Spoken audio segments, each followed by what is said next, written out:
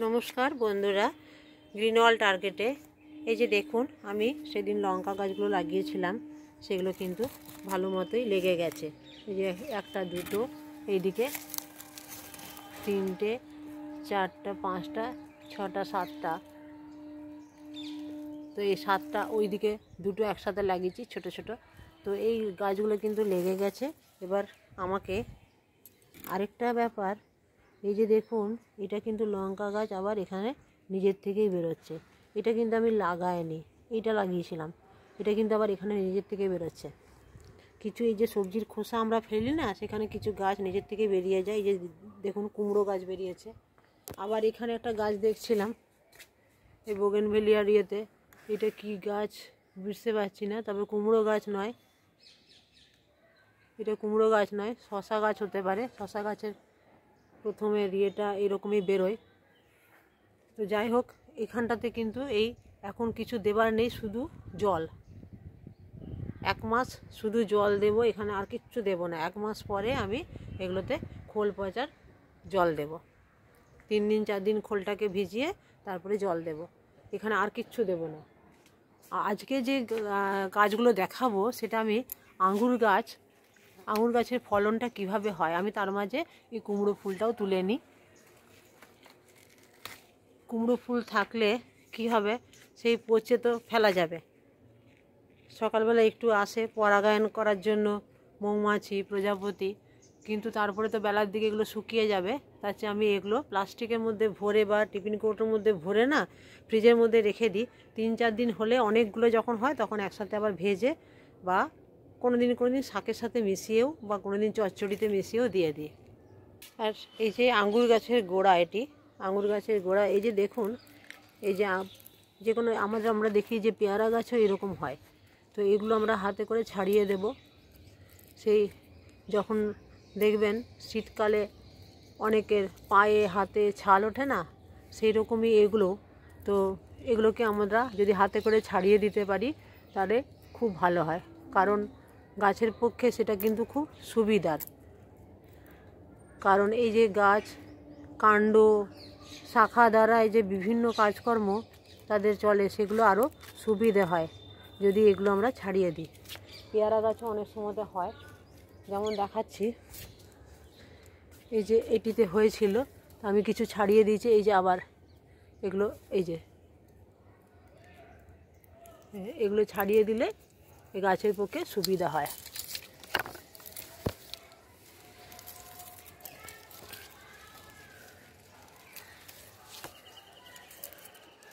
এগুলো হাতে করে বন্ধুরা ছাড়িয়ে দেবেন। আর না, গাছেরও ব্যাপার আছে, নিজে নিজেই দেখেছেন তো কীরকম ছাল খোলস ছাড়ছে, তো সেই রকমই ওরাও করে। একটু পুরনো গাছ হলেই আবার নতুনভাবে জেগে ওঠে। তো এগুলো বড় গাছ হলে কি হয়, নিজে নিজেই তাদের সমস্তটা করে নেয়। কিন্তু টবের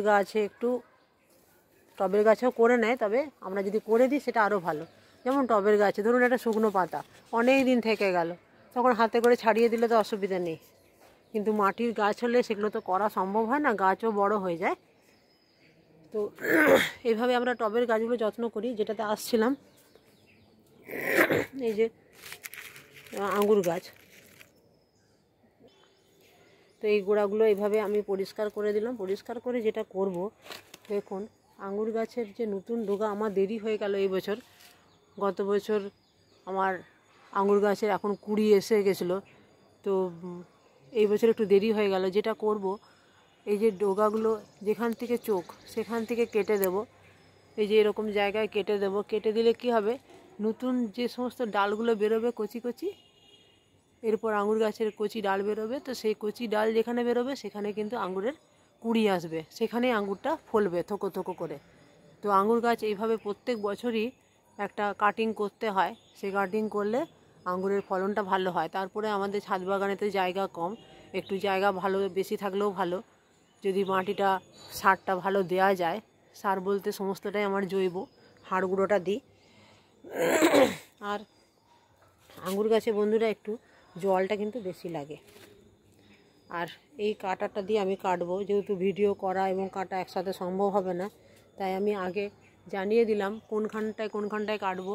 যেমন ধরুন এইখানটাতে, এই জায়গাটাতে কাটবো, তারপর এইখানটাতে কাটবো। এই যে চোখ, যেখানটাতে চোখ, সেখানটাতে কি হয়, নতুন ডাল বেরোবে। যেখানে কচি ডাল বেরোবে একদম সেখানে কুড়ি নিয়েই আসবে। তো সেইভাবেই কাটবো। আর আঙুর গাছে কিন্তু জলটা বেশি লাগে। দেখবেন এবেলা জল দিলে ওবেলা শুকিয়ে গেছে, তারপরে যখন কুড়ি টুড়ি আসবে তখন তো আরোই বেশি। আর যেই সমস্ত জিনিসগুলো দরকারই নেই সেগুলো তো কেটে দিতেই হবে। যেমন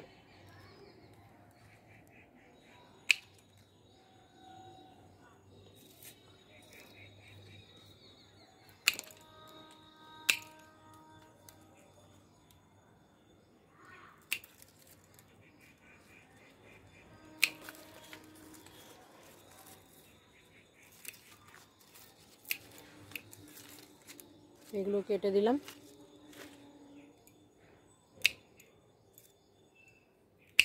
এখানটা ডাল বেরোবে,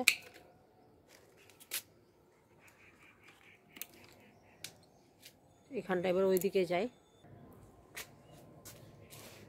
ডিপ কাটিং করলে খুবই ভালো হয়, যেহেতু ছোট জায়গা।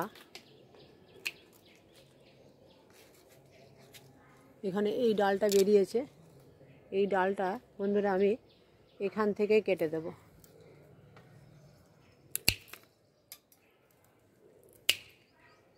এখান থেকে কেটে দেব।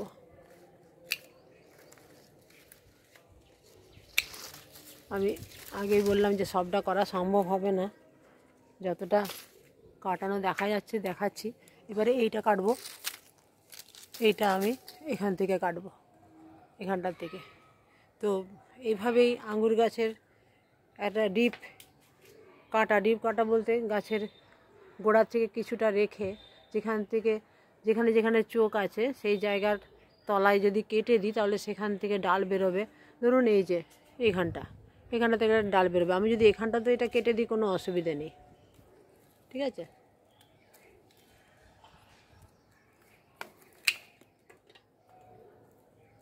তো এইভাবে যদি আমরা কেটে দিই, কাটলে যেখানে যেখানে ডাল বেরোবে সেখানেই নতুন কুড়ি নিয়ে বেরোবে।